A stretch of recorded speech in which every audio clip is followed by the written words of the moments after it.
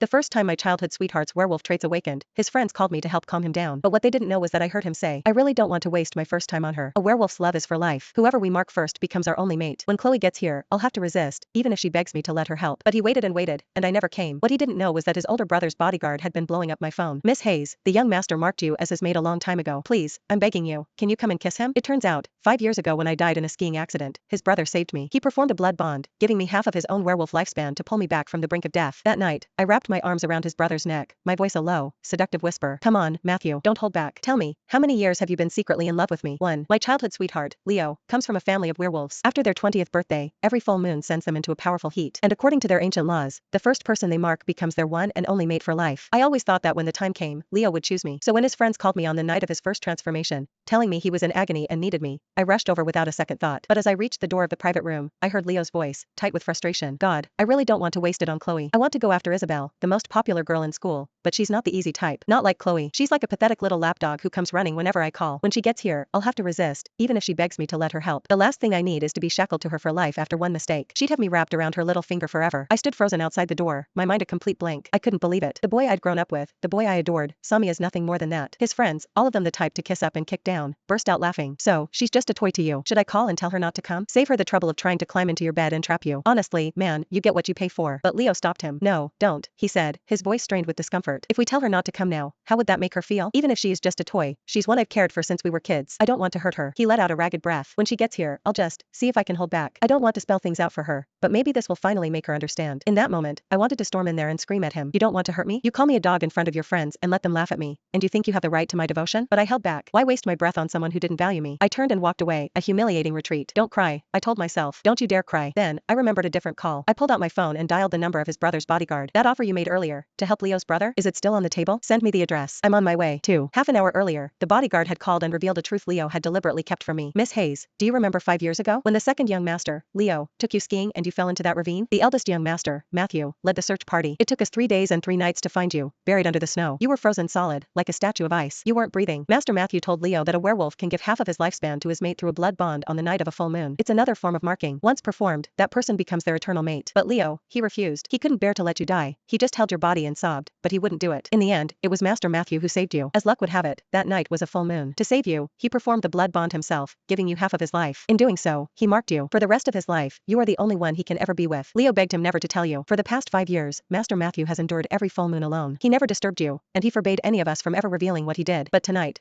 is different. He's been gravely injured, his life is on the line, and with the full moon, he won't make it without you. Please, I'm begging you. Can you come help him? My mind went completely blank. I had died once. 5 years ago, I had actually died. Leo, the boy who had cherished me my whole life, refused to sacrifice for me. But his brother, Matthew, the cold, intimidating man everyone called the Ice King, had pulled me back from death's door. Even so, my heart had been stubborn. I'm sorry, I had told the bodyguard. Leo needs me more tonight. I was willing to be ungrateful, to ignore the man who saved me, all to rush to Leo's side. And my reward? To be called a pathetic lapdog, a worthless toy. God, I was such a fool. I deserved to be treated like dirt, but not anymore. I scrubbed away the humiliating tears, my knuckles white as I clutched my phone. Is it too late to repay my debt? I asked the bodyguard, my voice shaking. If Matthew really needs me tonight, I'll be there, and I'll give him everything he needs. The bodyguard's voice was choked with relief. It's not too late. Not at all. Miss Hayes, I'm sending you the location right now. If the master wasn't so badly hurt, if his life wasn't on the line, I would never have disobeyed his orders. The family punishments are severe. I understood. Matthew probably just wanted to save my life, not to have me clinging to him forever out of obligation, and I just wanted to repay the debt. It wasn't about being heartbroken by the younger brother and immediately running into the arms of the older one. It was just a debt. 3. I never expected what I'd find when I arrived at the hospital's VIP wing. Isabel, the most popular girl in school, was standing outside the door, frantically trying to push her way in. Let me in. It's the full moon, isn't it? How do you know Matthew doesn't need me? Matthew, please, just let me in and help you. A bitter laugh escaped my lips. Leo had called her not the easy type, yet here she was, throwing herself at his brother. The bodyguard who had been blocking her saw me and immediately opened the door, his eyes welling with tears of relief. Miss Hayes, you're finally here. Please, come in. The master really needs you tonight. Isabel's face twisted with a vicious mix of envy and hatred. Why does she get to go in? She shrieked. He's only in this condition because he was saving her. She's a jinx. How can you let her near him again? I froze. Saved me again? What does she mean? The scene inside the room was chaos. I saw Matthew, bare-chested and lying face down on the bed. His face was flushed with fever, his short hair soaked with sweat. His fingers were curled tightly into his palms, fighting the waves of heat rolling through him. His back was wrapped in thick white bandages, now stained a horrifying terrifying, spreading crimson. A doctor stood beside him, shouting in desperation. For God's sake, man, stop fighting it. I'm begging you. Just find a woman to help you. We just changed these dressings, and they're already soaked through. How much blood do you have to lose? On a full moon, a werewolf's blood is already agitated, and your clotting ability is shot. I've given you the strongest coagulants we have, and they're doing nothing. You have to relieve this fever, or you're going to bleed to death before morning. Where is this girl you said could save him? The bodyguards by the bed had already seen me. In unison, they turned and bowed a full 90 degrees, their expressions a mixture of reverence and gratitude. Doctor, one of them said. She's here. At their words, the man who had been suffering his own private hell on the bed suddenly opened his eyes. They were a deep, mesmerizing crimson, burning with a fierce, restrained desire. His gaze, powerful and sharp, landed on my face, and his expression shifted to shock, then fury. Who brought her here? Get her out. One of the bodyguards bowed his head. It was me, sir. If Miss Hayes can help you tonight, I will accept any punishment. Besides, you were injured this time saving her life. Again, you've risked your life for her twice now, and you won't even take the credit. You might not feel wronged by it, sir, but we do. On your behalf. I stole a glance at the formidable man on the bed. Though I'd grown up with Leo, I had always been terrified of Matthew. He was known as the Ice King for a reason. Even the most arrogant heirs and troublemakers in our circle turned into meek little boys in his presence. His power and aura were absolute. I usually went out of my way to avoid him, but now, that same terrifying man was gripping the bed sheets, his toes curling in agony, his whole body radiating a palpable heat. His ragged, shallow breaths filled the room. The contrast was jarring, almost alluring. A fallen king on his sickbed was a dangerously captivating sight. Wait, I said, my voice small. You said he was hurt because of me, again? A bodyguard started to speak, but Matthew cut him off with a roar. Shut up. Say one more word and see what happens. Then, he turned his voice on me, forcing a tone of gentle dismissal. Chloe, you should leave. I don't need you here. Another bodyguard spoke up, seemingly fearless. Sir, stop pretending. Stubbornness won't win you a wife. You act all tough, but your heart is soft when it comes to her. Did you think we were blind? When Miss Hayes is in danger, you'd walk through fire for her. You literally did. 4. It wasn't just one. All the bodyguards in the room started chiming in, a chorus of fearless truth-tellers. Exactly. Last full moon, who was it that spent the whole night staring at a picture of Miss Hayes on his phone? You were so out of your mind with fever you kept whispering her name. I bet you were dreaming of her, too. And the month before that, you parked your car outside her dorm building and sat there all night. How many times did you almost get out and go in, only to force yourself to stay put? Job himself would have tapped out. If we don't say anything, she'll never know. Are you really planning to suffer like this for the rest of your life? Shut up, Matthew said, his gaze dropping. I can handle it. The doctor practically exploded. Handle it? Handle my ass. You keep handling it and you won't live to see the sunrise. He turned to me. Young lady, what are you just standing there for? Do something. Help him. The bodyguards all bowed to me again, their faces pleading, but I was at a loss. What am I supposed to do? I don't know how. The doctor, snipping away the blood-soaked bandages, didn't even look up. Kiss him. My face flushed a deep crimson. Standing there, at the head of the bed, with everyone watching, how could I kiss a man who pushed everyone away? Suddenly, a bodyguard shouted, Miss Hayes, do you know how the master got hurt? 2 days ago, there was a fire in your university's auditorium. You were trapped inside, weren't you? You passed out from the smoke inhalation and almost died. It was the master who saved you. Because of the mark, he can sense when his mate is in danger. He ignored everyone's warnings and ran into the burning building to find you. As he was carrying you out, a flaming beam fell and hit him across the back. His whole back was on fire, but he gritted his teeth, held on through the pain, and used the last of his strength to get you out. And what happened then? Your precious Leo swooped in and took all the credit. He saw his brother carry you from the flames and snatched you out of his arms. If he was so worried about you, why didn't he run in there himself? What? I couldn't believe it. That was how Matthew had been injured? I remembered waking up from the smoke inhalation 2 days ago. Leo was sitting by my bedside. I had assumed. I thought he was the one who saved me. My head was spinning with too much new information to feel shy or awkward anymore. Saving him was all that mattered. Acting on pure instinct, I leaned over Matthew, fixed my eyes on his lips, and pressed a firm kiss against them. Don't, he growled, his voice harsh, pushing me away with his words. But his hands only gripped the sheets tighter, his throat working as he swallowed hard, his eyes a terrifying shade of red. The sight of him, so powerful yet so vulnerable, was an invitation to sin. His voice turned colder. Chloe, do you have any idea what you're doing? You usually act like you can't get far enough away from me. Don't do something you'll regret just to repay a debt. And don't listen to them. It's useless. You can kiss me all you want. I feel nothing. But the doctor suddenly cried out in excitement. It's working. The bleeding is slowing down. Miss Hayes, keep going. Kiss him again. His body is a hell of a lot more honest than his mouth. Kiss him like you mean it. The doctor's words were a direct slap to Matthew's stubborn pride. His face looked deeply uncomfortable, and in a move that stunned me, he buried his head in the pillows. Was he blushing? His ears were so red they looked like they were about to catch fire.